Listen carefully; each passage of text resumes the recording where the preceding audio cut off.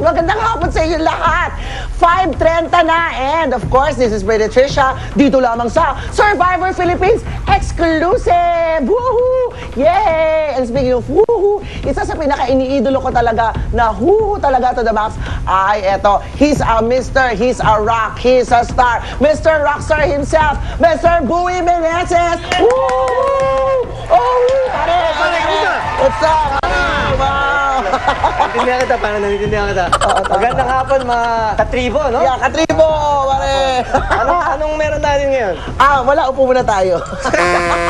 Excited ako eh, nakita kitang bis na bis eh. Ay, naku, Buwi, alam mo ba, idol na adult kita. High school pa lang, bumibili ako ng talagang cassette tape, no? Para ibigay sa mga boylets ko nung high school. Wow! Mukhang hindi naman ikaw yung nakikinig sa mga banda, pero tayo, nabanggit mo, cassette. Ibig sabihin, matagal na yung cassette eh, 80s pa eh. Ibig sabihin, magka-edad tayo. Mas matanda ka pa siguro. Ilan taon ka na ba? 1976 ako eh. Basta ako, hindi pa ako nagpa sa 100. Mga plaka pa siguro nabutan mo. And speaking of plaka, alam mo ba na ito, plakadong-plakado talaga na ikaw ang may dahilan kung bakit wala si Doc Ferds at na-vote out. Naku, lagot ka sa mga katribo mo. Bakit mo ba siya inalis? Kagaya nga ng nangyari, sa akin, hindi ko siya talaga, hindi ko siya talaga feel sa katrabaho. Kasi nga, ikaw yung leader, pero siya yung nag-ano-ano.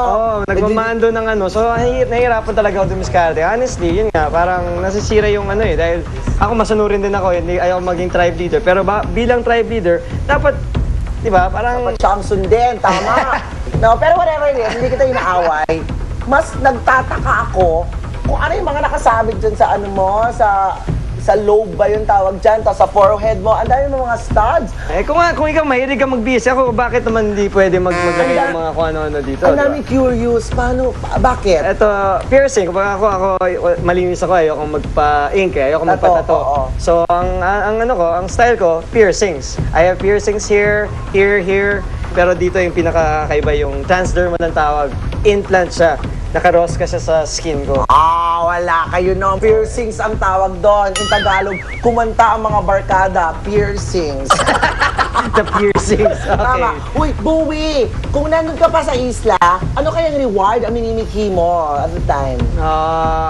Kung napatagal nga ako, gusto ko sanang umabot dun sa, yung dadaling ka sa mga locals ba? Kung nasa Thailand tayo, makakilala ka ng mga families. Tapos lalapo ka ng mga iba't ibang mga pagkain. Paglulutuan ko sila, paglutuan nila ako, exchange. Tapos gusto ko yun. Parang culture immersion. Tama, kung yun yung term, cultural immersion. Brainy. Ay, speaking of Buwi, rewards, alam mo ba na bonggang-bongga ang mga rewards nila mamayang gabi? Panoorin natin. Let's watch this. Sige, tignan natin kung ano mangyari.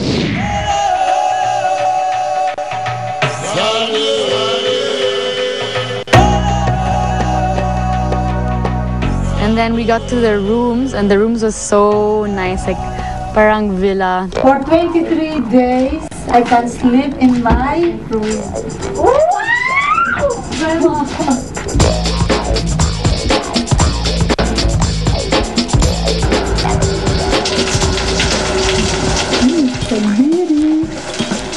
Oh my God, ang bango ng shampoo, Solen!